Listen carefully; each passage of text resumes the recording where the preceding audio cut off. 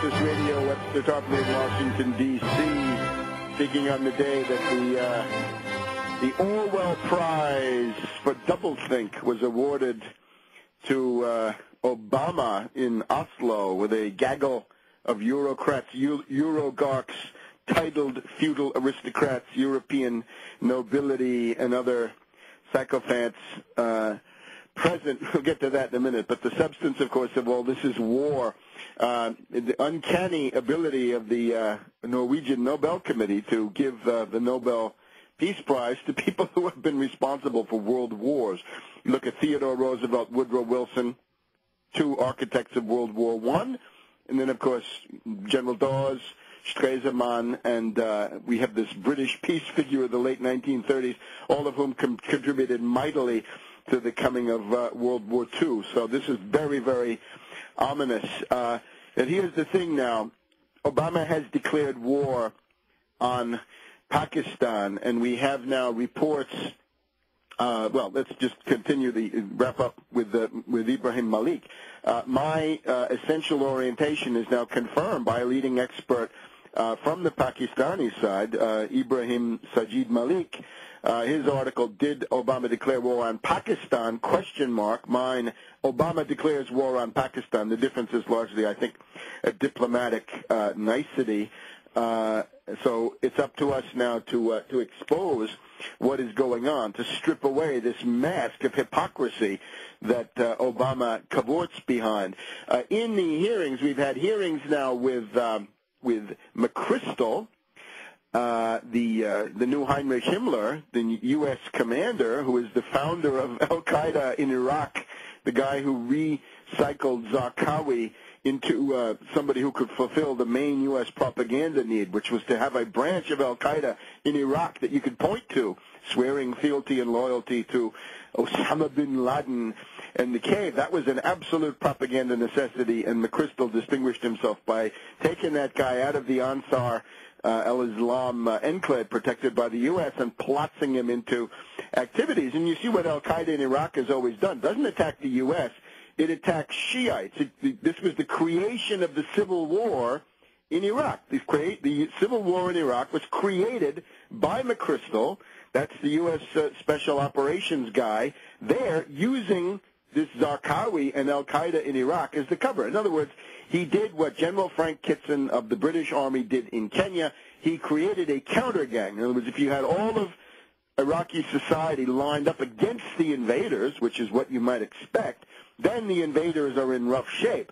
But if you can get a civil war going where the Al-Qaeda Sunnis, so to speak, are killing the Shiites and vice versa, then that takes much of the pressure off the invaders. So that is what McChrystal, that's his credential, that's his track record, and that is what he's going to try to do now in Afghanistan on a somewhat more, we can say, ambitious scale. Now, a couple of things have been stressed in the analysis. Notice that out of this testimony by Gates, by McChrystal, and also by Eikenberry, Lieutenant General and current U.S. Ambassador, we find that the U.S. will channel money less through the Karzai central government and more directly to various warlords, drug lords, province chiefs, local honchos, and the rest of it. Well, that, of course, is a recipe for the breakup of Afghanistan on a grand scale. Yes,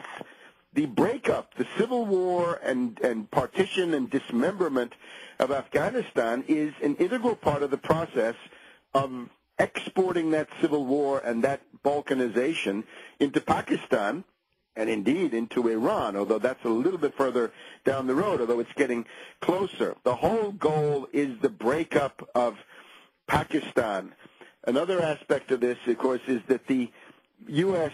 forces will be sent into areas which are Pashtun majority. This is where the Taliban is rooted, and the goal, of course, is to so persecute and antagonize and goad the Pashtun population that they will rebel against the government in Kabul, Afghanistan, and on the other side of the border against the government in Islamabad, Pakistan. In these hearings, Afghanistan and Pakistan are essentially merged into one thing. These are two sovereign states. They're not the same thing. But in U.S. parlance now, it's Afpakia or Afpak. So it's all merged. Remember, the task of Mad Dog Bush after 9/11 was to take the U.S. Animus against bin Laden and al-Qaeda and somehow transfer that to Saddam Hussein. Now the question is to merge Afghanistan and Pakistan, make this into one specious entity, and use that then as a propaganda concept to disguise all sorts of things. Well, to disguise what? We're told that the U.S. has now got bigger and better drones for use in assassination operations. This is reported on Russia Today with Wayne Madsen and his source network inside the National Security Agency providing the backup. This is the so-called Beast of Kandahar. The Beast of Kandahar is a new generation of drones. This one is not a turboprop. This is a jet. It goes fast, and of course it's got these Hellfire missiles and other things. It can be used for spying, but above all for assassinations. And of course there is the aspect that sometimes these flights go into Iran. Yeah, into Iran, but to do what? To spy, I'm sure to spy, but mainly to blow up Baluchis on the Iranian side.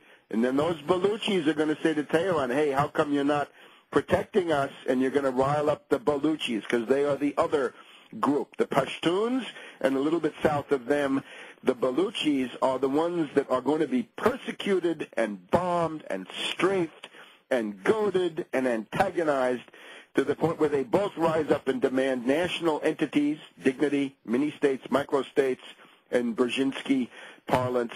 And that breaks up Afghanistan, Pakistan, and Iran. And the entire area of the world subsides into a crazy quilt, a checkerboard, like the old map of the Holy Roman Empire in 1600, a crazy quilt.